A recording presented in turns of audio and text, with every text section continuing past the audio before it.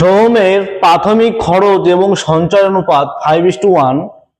তার আয় 25% বৃদ্ধি পায় এবং সঞ্চয় 20% বৃদ্ধি পায়। সোহমের বর্তমান খরচ 4,347 টাকা হলে প্রাথমিক আয় কত টাকা? তাহলে এখানে আমাদের কি কি দেওয়া আছে? এক্সপেন্ডিচার আর সেভিংস, তাই তো? এক্সপেন্ডিচার আর হচ্ছে সেভিংস।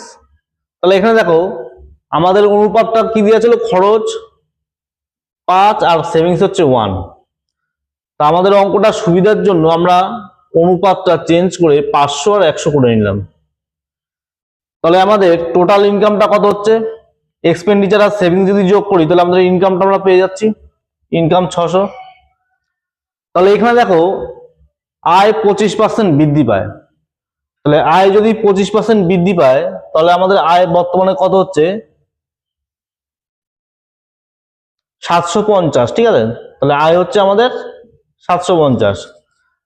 আর সেভিংস হচ্ছে 20% বৃদ্ধি পায়।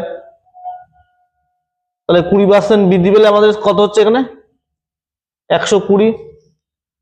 তাহলে আমাদের এক্সপেন্ডিচারটা কত হচ্ছে? তাহলে 750 থেকে যদি আমরা 120 বিয়োগ করে দিই তাহলে আমাদের আসছে কত?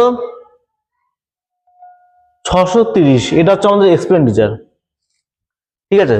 তাহলে এই 630 ইউনিটের মান কিন্তু আমাদের দেয়া আছে। এই দেখো বর্তমান খরচটা আমাদের কত? 4,347। তার মানে আমাদের 630 ইউনিটের মানটা আমাদের দেয়া আছে। 630 ইউনিটের মান কত? 4347। তাহলে আমরা বের করবো কি? প্রাথমিক আয়। তাহলে প্রাথমিক আয় কোনটা? প্রাথমিক আয় হচ্ছে 600। তাহলে আমরা বের করবো 600 ইউনিটের মান। তাহলে এখান থেকে যদি আমরা ক্যালকুলেট করি তাহলে আমাদের অ্যান্সার হবে কি? 4140, ঠিক আছে? তাহলে অপশন বি হচ্ছে সঠিক উত্তর।